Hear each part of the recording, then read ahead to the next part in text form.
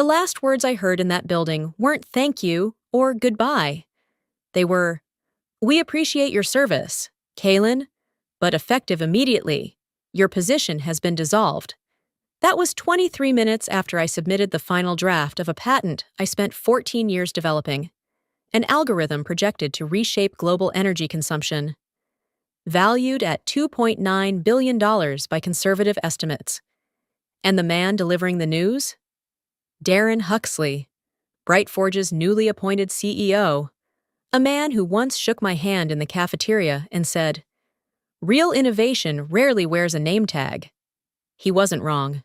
Mine never had one. When I walked into that sterile glass conference room at 8:50 a.m., I thought I was there for a signing meeting. The patent filing had been finalized only hours earlier. My name as inventor, my signature, my data trail. Instead, I was met with Darren, 2 HR reps I barely recognized, and a pre-printed termination packet. "The company appreciates your contributions," Darren said smoothly. "As per our policy, all intellectual property developed within Brightforge belongs solely to the firm." My throat burned, but I didn't speak. I just stared at the corner of the packet where my name was typed in bold.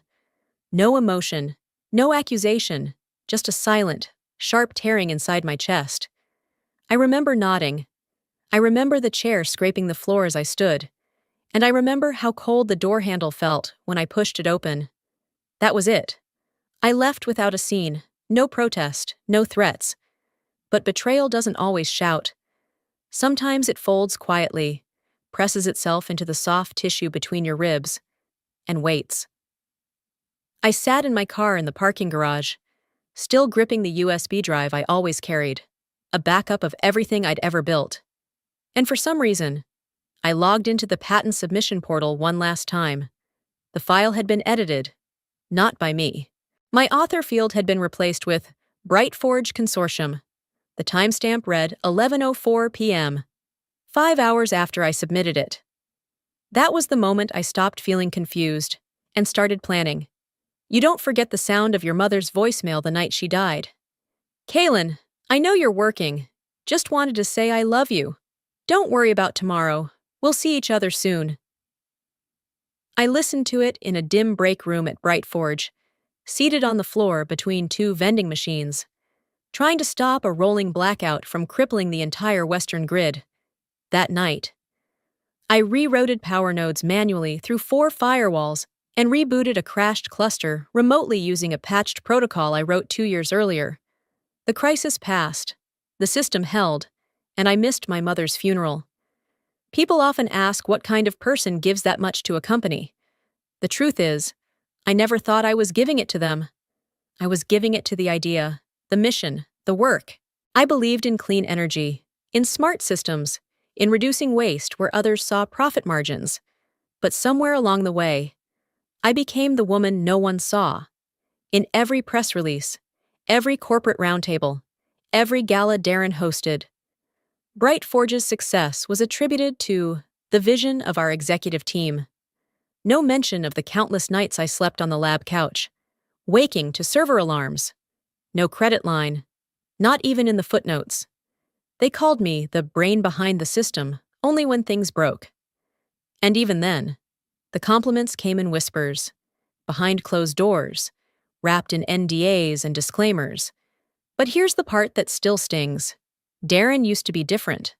Back when he was Chief Operating Officer, he sat beside me on a folding chair during one of our worst outages. I was 29. He was still learning the ropes. He didn't say much, just offered a coffee and stayed up through the night while I isolated the cause of a node breach in the western spine. At dawn, when the system stabilized, he looked at me and said, "One day, when I'm CEO, I'll make sure you're more than just the engine. People should know who built this." I almost smiled. Almost. I carried that memory with me like a promise. I believed him, not because I needed the attention, but because somewhere inside, I wanted my mother's sacrifice to mean something. I wanted to believe missing that funeral wasn't in vain, that this work, was legacy. But legacies don't live in silence. They don't survive in boardrooms where names are traded like commodities, or in databases where author fields are overwritten at 11:04 p.m. No, legacies are earned in the moments no one sees. And sometimes, they're reclaimed in silence too. As I sat in the corner of my apartment that evening, lit only by the cold glow of my monitor, I pulled out a small wooden box from the drawer. Inside was a photo of my mother, taken on the day I defended my thesis at MIT. She wore the same blue scarf she knitted during her chemo rounds. I whispered, "They never said your name either." And then I opened the terminal. Not to destroy. Not yet. But to trace the invisible threads I'd sewn into every license, every clause, every system BrightForge touched. Because if they were going to erase my name, I'd make sure they remembered the code, even before the betrayal, before Darren's name replaced mine on the patent submission. I had already sensed something shifting, not in any dramatic way, but in the subtleties. The sudden locked door meetings I wasn't invited to, the legal memos marked executive only, the way my weekly reports started going unread, left unopened in shared drives. I'd seen enough brilliant engineers get quietly erased to know how these things begin. So I did what I do best. I stayed invisible and built something no one could see. 9 months before Darren ever touched my name, I flew to Liechtenstein under the guise of attending a global energy symposium. The symposium was real, but the real reason I was there was to incorporate a private holding company, Thorncore AG, under my name. Backed by a silent partner in Zurich I trusted from grad school. Through that entity, I registered the full framework of my algorithm as a protected intellectual asset, classified under WIPO treaty regulations. The ownership filing included a time-stamped author declaration, physical and digital signatures, and most importantly, exclusive licensing rights tied to ethical usage clauses. BrightForge had no idea, because BrightForge never saw the full version. What they received, what I handed over as final integration code, was a streamlined API shell, one that connected seamlessly with their infrastructure, but required external authentication for long-term operation.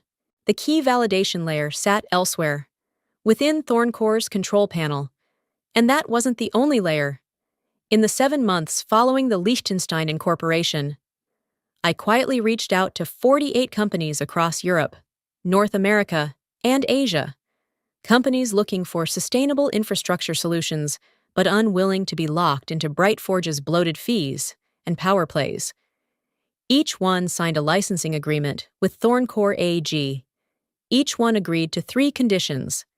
The code could not be modified beyond version thresholds. Any attempt to claim authorship voided the license. If the original author, me, was removed under unethical terms, the license could be revoked immediately.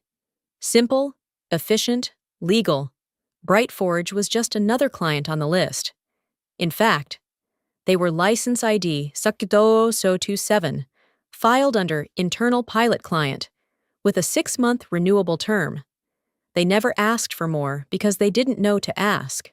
Darren's team assumed the code had been gifted under internal IP agreements, buried in the flood of onboarding documentation he'd never read. By the time they noticed the restrictions, they were already dependent on it. By the time they realized they didn't own it, they'd scaled globally with it. Control, in this world, isn't about ownership, it's about understanding what others overlook. I scrolled through the Thorncore license matrix that evening, one column at a time: company, region, expiration, clause flags. Each entry lit green, verified and current. The algorithm was everywhere, fueling smart grids in Denmark, optimizing rail logistics in Canada, running adaptive solar load balancing in New Zealand, and every single one of those operations ran on my code. It didn't make me proud in a loud, triumphant way. It made me feel still, anchored, prepared. Because when you've been invisible for too long, the real victory isn't being seen. It's knowing you've been at the center all along, while they never saw you coming. Then I clicked on the BrightForge row. License ID 027. Flagged. Ethical violation review in progress. They didn't know it yet, but the system had already marked them for audit. Their timer had started. And this time, I would be the one to walk into their boardroom, not as an employee, not as a victim, but as the quiet architect of their unraveling. I hadn't seen Julian in almost 4 years. The last time we spoke, it was in the middle of an argument I barely remember. Something about my phone going off at dinner, about a missed weekend trip, about always choosing Bright Forge over him. He'd said, "You love the work more than you ever loved me." I didn't respond then. I don't think I could have. And yet here he was, standing across from me in the outdoor patio of a quiet cafe in Midtown, holding the same reporter's notebook he always carried, but now paired with sharper eyes and a New York Times press badge clipped to his jacket. He had reached out to me unexpectedly, an email titled "Old Story, New Context," and nothing else in the body. I almost didn't reply, but something in me, it wasn't curiosity, maybe habit, pulled me toward the meeting. We skipped the pleasantries. Julian had never been good at small talk. "So, full disclosure," he said, stirring his untouched coffee. "I'm covering Bright Forge's IPO for the Times. It's Darren's big play. You're not mentioned in the press packet, not once." I looked at him flatly. "I never am." He paused. "I figured. That's why I wanted to hear from you directly. I remember what you gave up back then. Hell, I was there for some of it." "You left because I was always working," I said, not bitterly, just flat.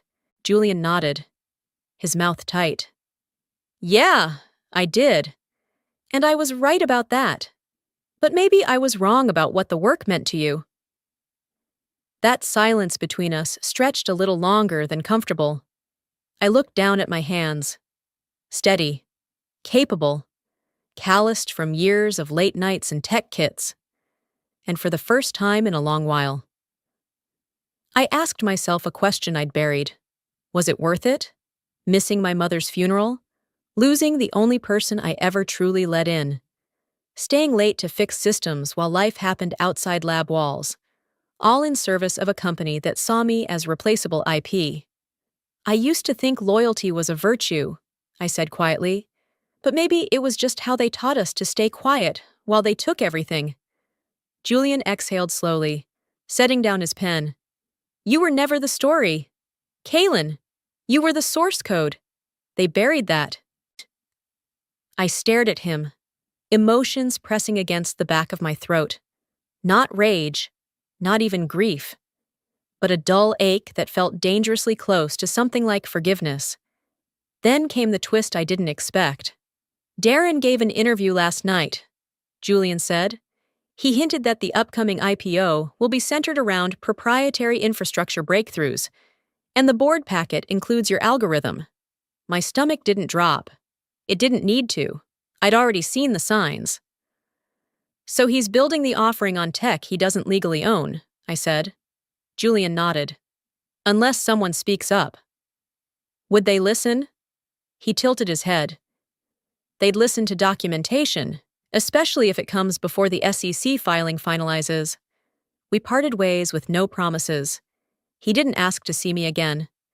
I didn't offer anything more than a firm nod, but his words followed me back to my apartment like smoke. "You were never the story. You were the source code." That night, I stared at the Thorncore AG dashboard again, fingers hovering over the audit controls. 48 licenses, all green, one flagged, Bright Forge. I'd built fail-safes for power grids, for smart cities, for entire nations, but I'd never built one for myself. Until now. Julian's words echoed in my head long after he was gone. They buried the source code. I had been the code, the core, the invisible center, and now, with Bright Forge's IPO built on stolen ground, I no longer felt grief or guilt, only precision. I sat in front of my monitor again, the soft blue glow of the Thorncore AG dashboard reflecting off my glasses. If they wanted to gamble their fortune on my silence, they miscalculated. I opened the secure drive marked Failsafe Protocols and began combing through every agreement I'd drafted through Thorncore. Each license file, 48 in total, opened in its own tab. Germany, Japan, Kenya, Brazil. Green check marks across the board. And then I found it. License ID 027. Client, Brightforge Consortium. Status, review pending. The license hadn't been flagged by me, but by the system itself. The reason? Suspected violation of Clause 12.4a. I clicked open the document.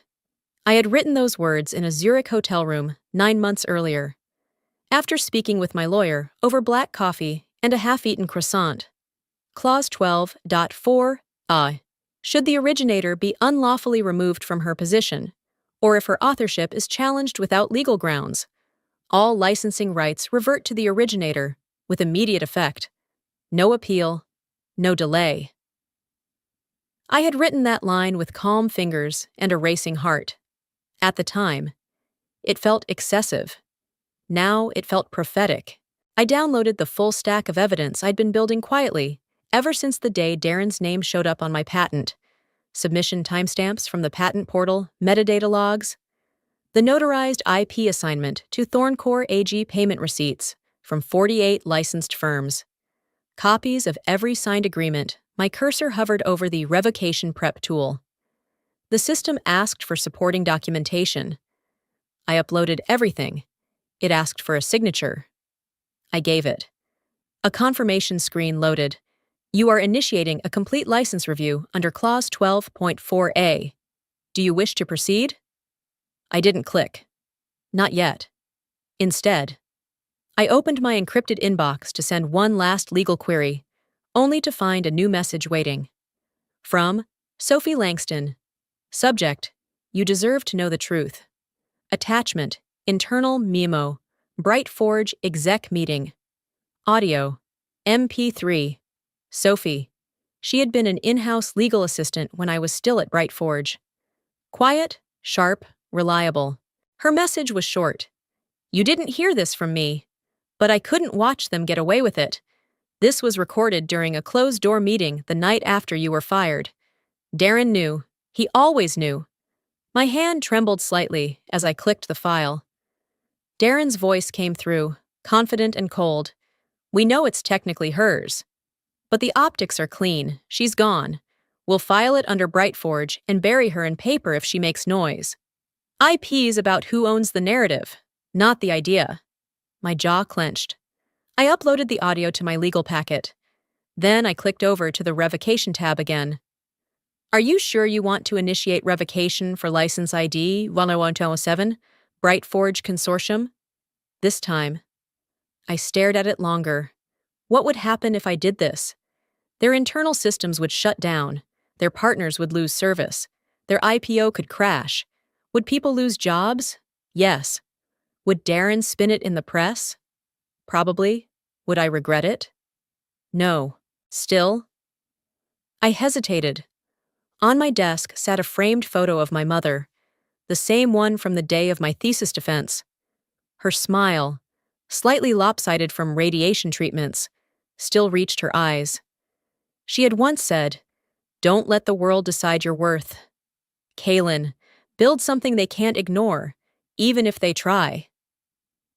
I reached out and shut my laptop gently. Not because I'd changed my mind, but because I wanted my next move to be perfect. Airtight. Irreversible. Just as I stood, my phone buzzed. Voicemail, unknown, number Y, pressed play. Miss Thorne, this is Madison Langley from the U.S. Securities and Exchange Commission. We've received an anonymous tip regarding intellectual property inconsistencies in Brightforge's IPO filings. We'd like to schedule a conversation at your earliest convenience.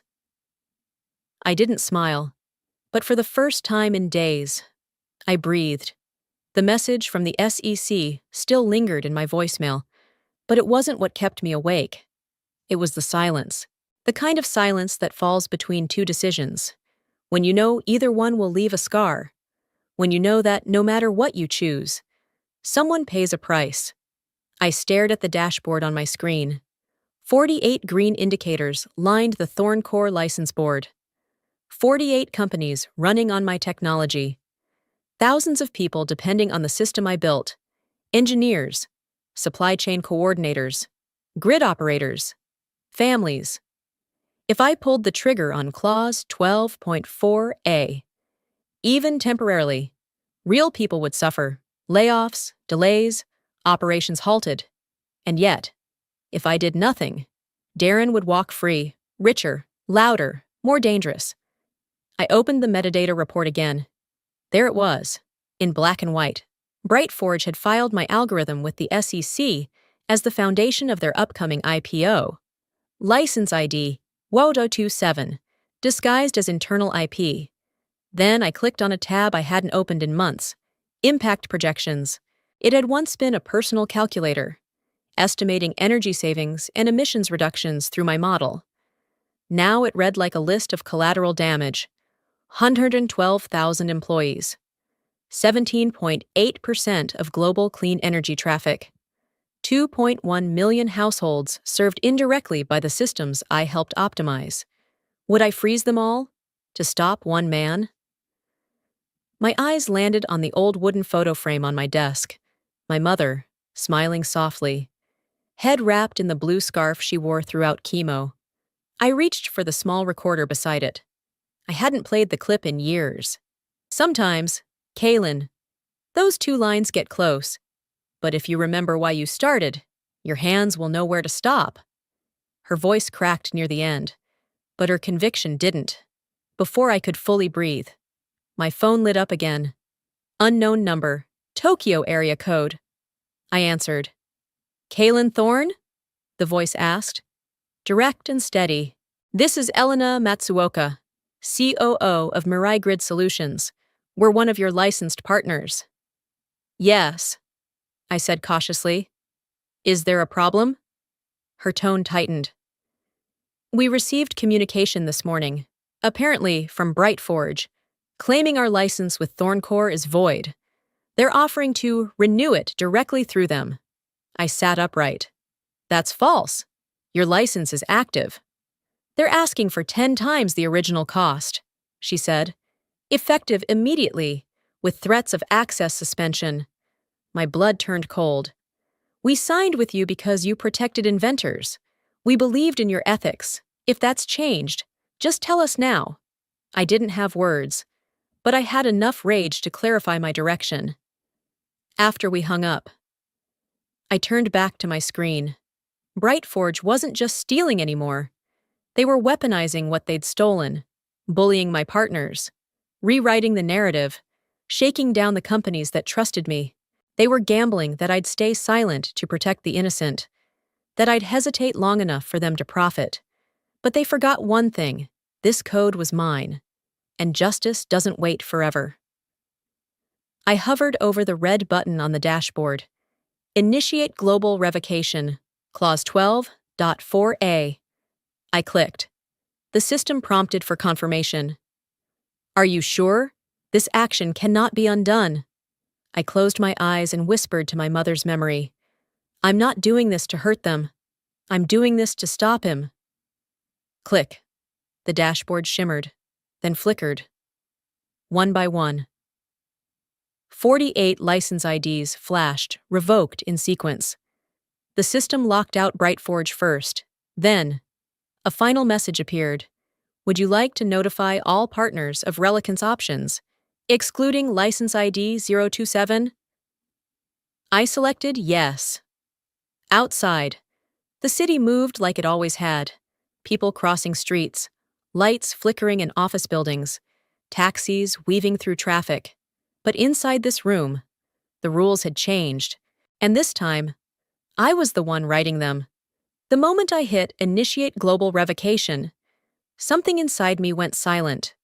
Not numb, just quiet. Like the quiet in a control room right before a reset. No alarms, no blinking lights, just the click of a single command setting a system-wide shift into motion. But I wasn't done. I knew Darren would strike back fast. Press releases, legal threats, carefully worded denials. He'd try to muddy the water before anyone noticed where the leak began. So I had to get ahead of him, with documents. Not outrage. I opened my secure drive labeled Failsafe Protocols. Inside was a working draft titled Affidavit of Sole Inventorship and IP Misappropriation. I'd started it months ago as a what-if, a paper shield. But now, it had become my sword, line by line. I updated the statement, precise, legally irrefutable. It declared my authorship of the algorithm, the exclusive licensing under Thorncore AG, and the clause Darren violated by filing the patent under BrightForge. Then I added the final piece, on date. BrightForge Consortium submitted a patent claim that directly replicates the protected codebase of the Thorncore infrastructure algorithm. This submission constitutes unauthorized seizure of intellectual property. I signed. Encrypted. Dated. But I wasn't finished. Before filing, I needed to make sure every supporting document was airtight. I combed through my archive folders, contracts, licensing agreements, time-stamped commits to the source code. Then, almost by instinct, I clicked on a folder I hadn't opened in years, HR Signoff 2019. Inside were scanned PDFs from onboarding sessions, equipment logs, and a document I didn't remember saving. NDA Agreement, Darren Huxley, COO, signed June 12, 2019. My pulse slowed. I opened the file. It was short, just 2 pages, but it might as well have been gold leaf. Darren had signed it back when I was finalizing a proprietary model for early-stage infrastructure. The NDA acknowledged that Kaylin Thorne is the sole inventor of the adaptive infrastructure algorithm currently in development. BrightForge shall act as an implementation partner, with no transfer of IP unless formally renegotiated and signed. There it was, in writing, not from my mouth, from his hand, and it was never voided. I stared at the signature block, Darren's full name, his old title, a company seal. He'd forgotten this existed, but I hadn't. I uploaded the PDF to my affidavit packet under the section titled Historical Acknowledgements. Then, I attached the recording Sophie Langston had sent me, the one where Darren admitted to burying me in paperwork if I ever spoke up. It was no longer a story of he said, she said. It was fingerprints and fire, his and mine. I called Marcus Weller, my attorney in Zurich. Within minutes, we were on a secure video call. I have a document you need to see, I said, forwarding the NDA. He read silently, eyebrows rising slightly. Then, this alone could freeze their IPO if submitted to the SEC with a sworn affidavit. Then file it, I said. File everything.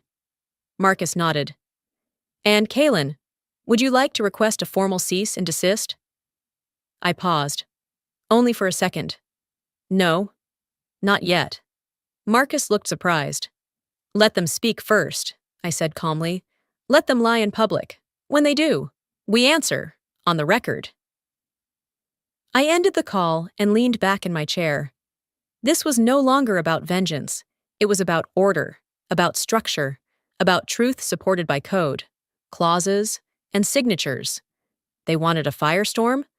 I'd give them something cleaner, sharper, a laser through the illusion, outside. The world still hadn't noticed, but the fuse had been lit.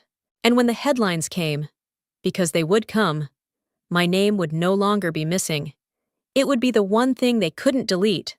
The morning after I filed the affidavit, I didn't wake with a sense of triumph. There was no rush of adrenaline, no cinematic music swelling in the background, just the click of my bedroom fan, the muted hum of a city unaware that a storm was coming. I made coffee, fed the cat, opened my laptop. Then I watched the seconds tick down. 3 hours and 17 minutes until 3:30 p.m., the time I'd chosen to flip the switch. Not symbolic, just operational. It was the window when global server loads would be lightest, giving the least amount of disruption to everyone but BrightForge.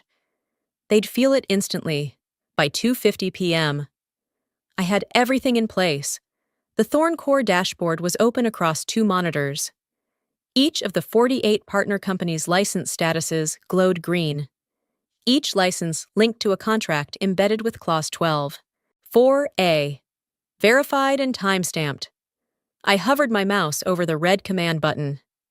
Initiate global revoke.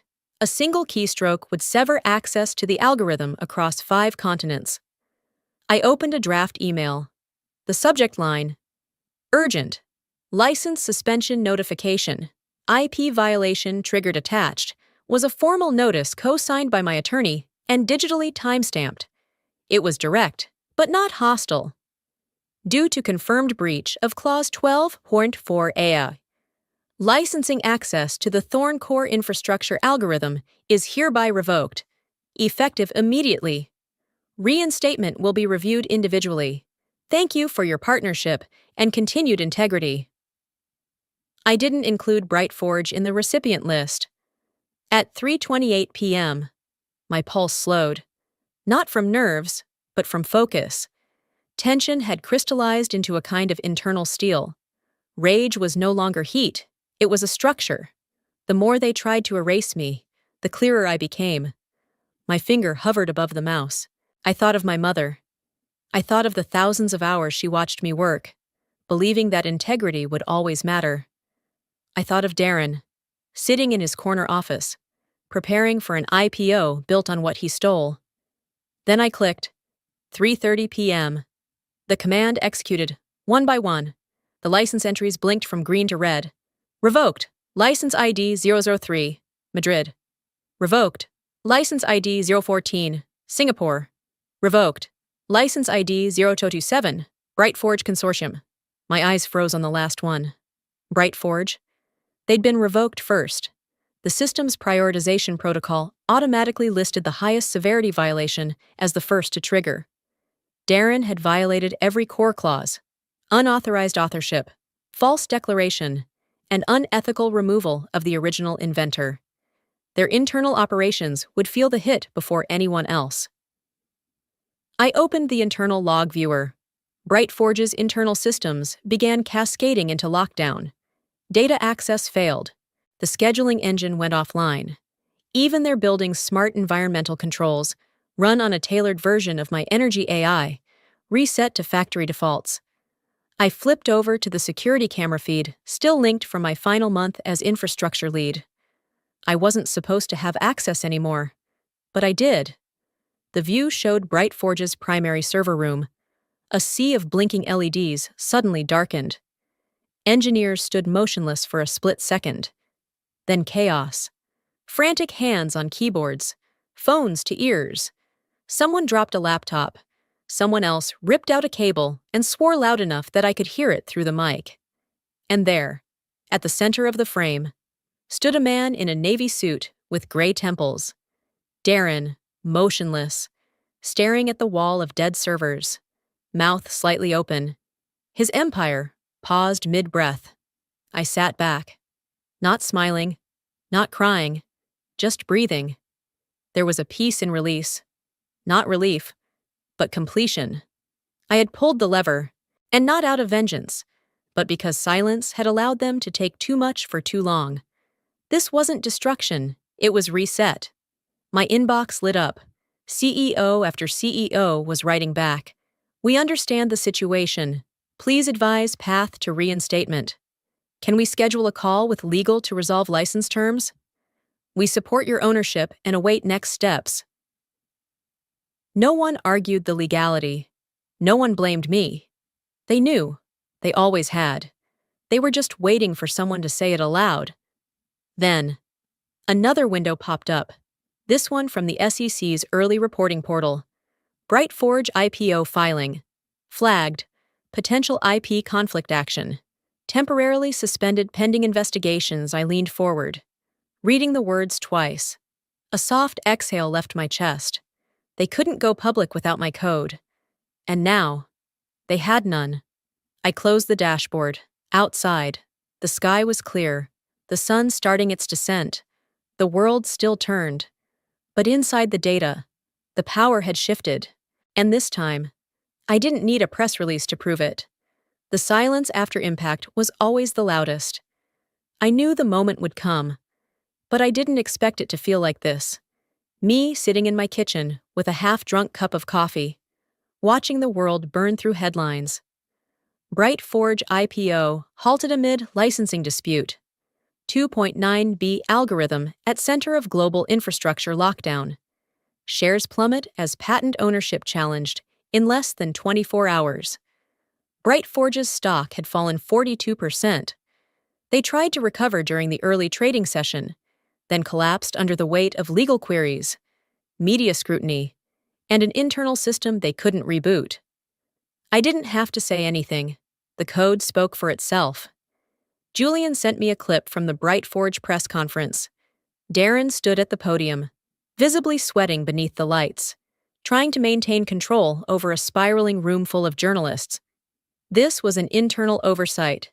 We are working diligently to resolve minor licensing inconsistencies. He didn't get far.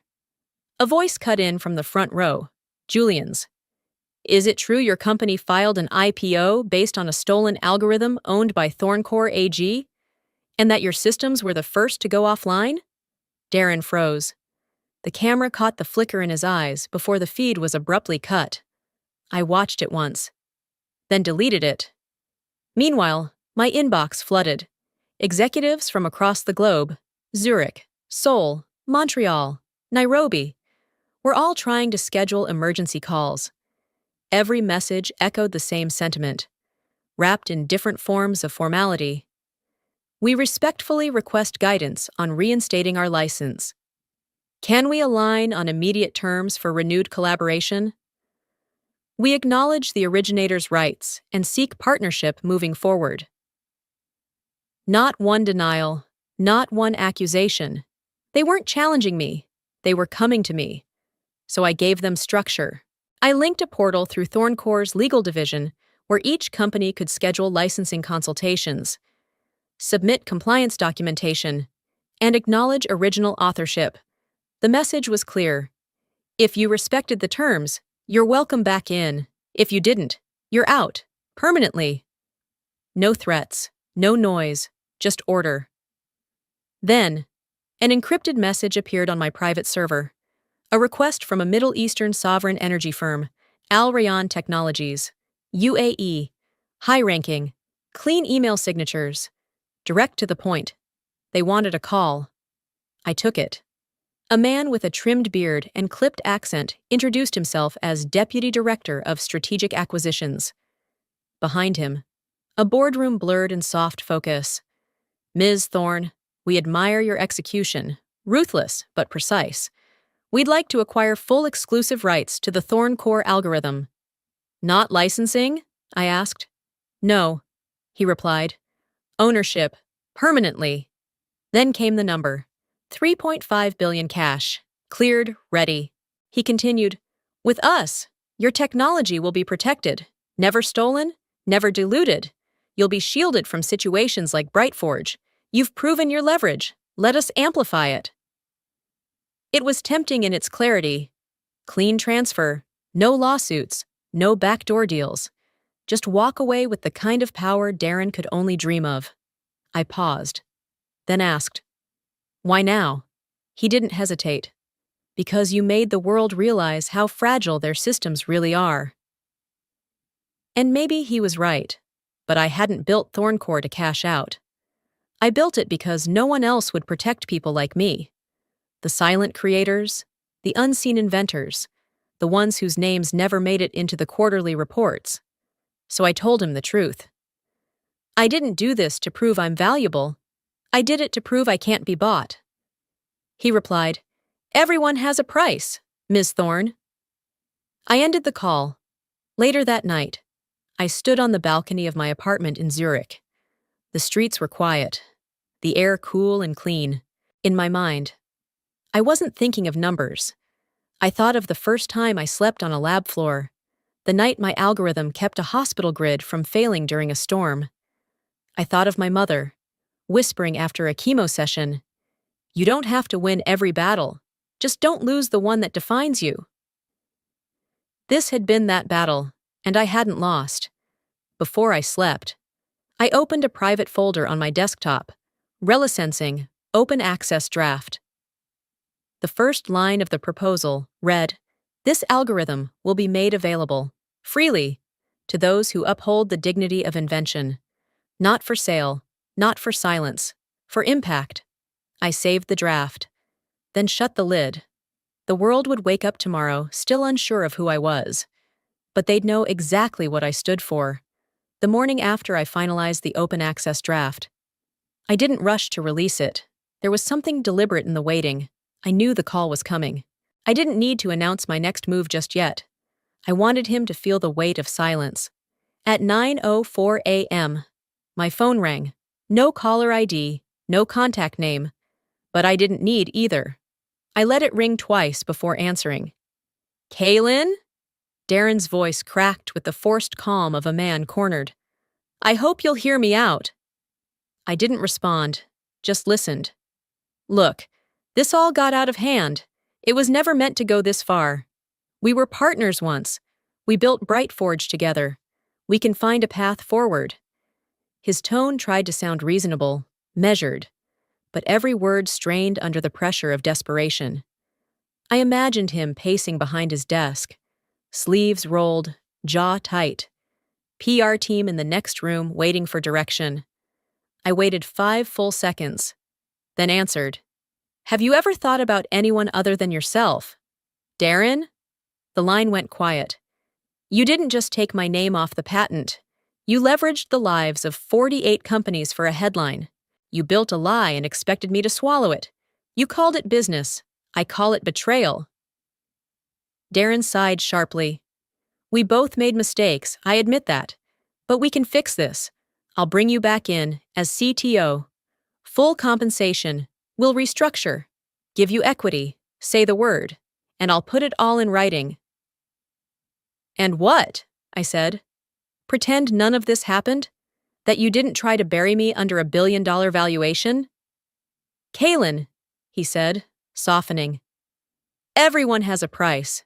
Yours just hasn't been honored yet." That was it. That sentence. That final nail. I leaned back in my chair, steady as stone. "You think I fought this hard for a seat at your table?" "I built my own." He tried again. "We'll match any offer you've received. Triple it, if that's what it takes." "I don't want Brightforge's money," I said flatly. "What I want is a future where no one like you can take what doesn't belong to them." There was a long silence, then his voice. Smaller. "You're going to destroy everything we've built." "No. Darren, you destroyed it. I'm just removing the illusion that it ever stood for something real." Before he could say another word, I ended the call. No goodbye, no closure. Just the sound of finality clicking into place. I turned back to my laptop, opened the draft announcement, and typed the final headline at the top. The algorithm is now free. The statement was clear, direct, and impossible to misinterpret. Effective immediately.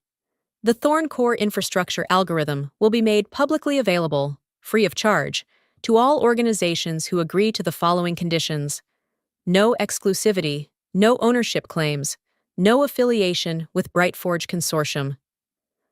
I added a final paragraph. This is not a sale. It is not a surrender. It is a declaration. Innovation is not property. Ethics is not negotiable. And silence is not the price of survival.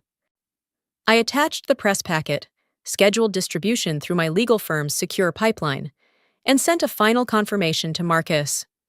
Subject line: "Let the world know what happens when silence ends." Minutes later, a new message pinged my inbox. Subject: "Joining you." From Michael R., former head of systems, Brightforge. "Kaylin, I resigned this morning. So did 4 others. We've watched you fight for everything we should have defended ourselves. We're not just rooting for you, we're rebuilding with you. Let us know where to show up." I stared at the message for a long time, not with surprise, but with quiet recognition.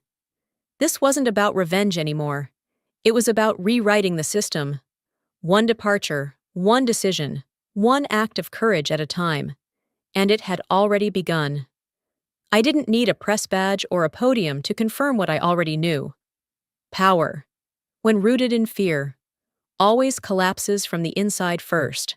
The algorithm was public, the licenses were restored, and the world had moved, quietly but undeniably, into a new chapter. My inbox overflowed with messages of gratitude, proposal requests, and media inquiries, but the only message I opened that morning came from Marcus. Subject: It started. Body: They're coming for him, within hours. The headlines followed. Brightforge shareholders file suit against CEO Darren Huxley. Fiduciary misconduct and patent fraud alleged in 2.9B collapse. Board votes to freeze Huxley's ownership stake, pending SEC investigation. The very investors Darren once bragged about now cited him in lawsuits, accusing him of knowingly filing false IP claims and misleading regulatory filings. The board moved swiftly. His voting power was stripped. His name vanished from the leadership page within 48 hours. Even the company's social media accounts unfollowed him. It was brutal, clinical, almost surgical. But I didn't smile. Because I hadn't done this to watch a man fall. I had done it to stop a machine. The world, however, wanted a face behind the fire. Requests poured in from The Verge, TechCrunch, Forbes, CNN. An exclusive interview with the woman who stopped a billion-dollar empire. One email even offered a 7-figure advance for a book deal, Reclaiming the Code. They wanted to call it. I declined every offer. I didn't need to explain myself to the world, but I left a single line with The Guardian, the publication I'd quietly followed since grad school. I didn't ruin him. He did that when he forgot where power truly lives. They ran it as the headline the next morning. I didn't open the article. That afternoon, a courier dropped off a sealed envelope with no sender information. The handwriting on the front was careful, almost hesitant. Inside was a handwritten letter, ink on cream stationery. No branding. Dear Ms. Thorne, my name is Harper. I'm Darren Huxley's daughter. You don't know me, and I'm not sure you'll want to hear from anyone connected to him, but I needed to write this. What you didn't just expose a fraud. It reminded people that truth still matters. Some of the engineers you empowered worked in our home growing up. I used to hear them whisper about wanting to leave but never being able to. You gave them back something they thought they'd lost. You didn't destroy my father. You saved the ones he never heard. Thank you. Harper Huxley. I read it once, folded it carefully, and slid it into my drawer. Not because I needed to keep it, but because part of me finally believed that someone in that house had been listening. That evening, I went for a walk through the narrow streets of Zurich. The cafes were full of students. A group of them sat hunched over laptops, animatedly discussing something on screen. As I passed, I caught a glimpse of the interface. It was Thorncore, the open source version. One of them said, "I don't even care if it makes money. It's just, finally fair." They didn't see me. They didn't need to, because real victory doesn't demand to be seen. It just exists, quietly, deeply, and unmistakably. The next morning, I wrote back to Harper, just one line. Sometimes, the best way to rebuild is to start with someone who knows where the damage began. Then I pressed send. The morning was quieter than usual. Snow clung softly to the rooftops in Zurich, and the streets glistened under the weight of late winter light. Kaylin stepped out of her apartment, not with urgency, but with intention. No blazer, no press pass, no camera crew waiting outside. Only a single key in her hand. She walked to the old building on Zieffeldstrasse, a place that once housed a textile mill, then an insurance agency, and now, something completely new. The frosted glass doors reflected her silhouette, but her name wasn't etched anywhere on them. Instead, a small brushed bronze plaque read, "Invented to be shared, not sold." It was the only quote at the entrance of the Ellera Initiative, a non-profit invention center named after her mother. Ellera Thorne. Inside. Sunlight streamed across white walls, sleek open lab stations, and a community space filled with quiet motion. A team of students huddled over circuit boards. A young engineer tested neural response patterns on a recycled server rig. In the far corner, a woman in her 50s was teaching high schoolers how to solder using repurposed smart home parts. There was no receptionist, no CEO office, no corporate banners, just energy. The air carried a different frequency here, purpose without performance. Kaylin moved past them without interruption. She didn't wear a badge. She didn't need one. The place worked because it had never been built around her. That was the point. The initiative didn't accept resumes. Applicants wrote a single-page letter. Why do you want to build something? No patents were filed under personal names. Every project was registered under the group. Every contributor.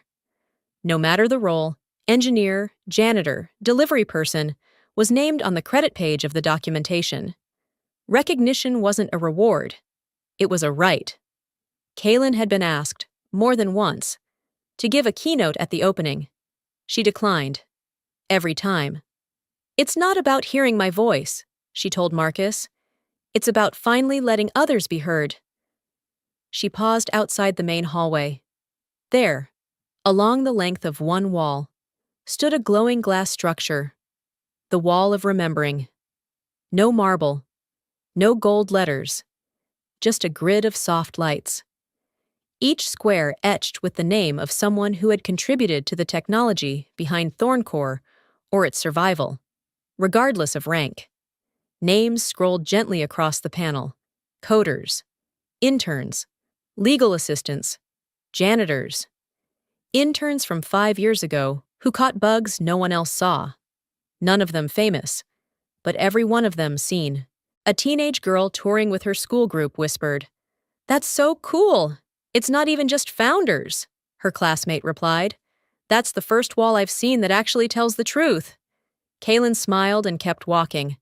Back in her small corner office, nothing grand. Just a desk, a window, and a coffee machine older than her. She opened her laptop. One message waited. Subject line, "Just thought you'd want to know." It was from Harper Huxley. "Hi, Kaylin. I just submitted my application for a fellowship in tech ethics. I want to build systems that don't punish the honest. Because of you, I finally believe it's possible." Kaylin stared at the screen for a long moment, then typed a one-word reply. "Good." She leaned back in her chair, exhaled slowly. The silence was not empty. It was earned. Later that day, a small group of high school students arrived for an open workshop. One of them, a 15-year-old girl with a notebook full of hand-drawn schematics, pulled up the open-source version of the Thorncore algorithm on her tablet. She didn't know who wrote it. She didn't know it had once been stolen. She didn't know a lawsuit had nearly erased it. All she knew was that it was free, that she could build on it, that no one would charge her, gatekeep her, or ask who she knew. And that was enough. Outside, the snow melted into the cobblestones as the sun broke through. No one would ever build a statue of Kaylin Thorne. No need, because some people build empires. And others? They build blueprints for better ones.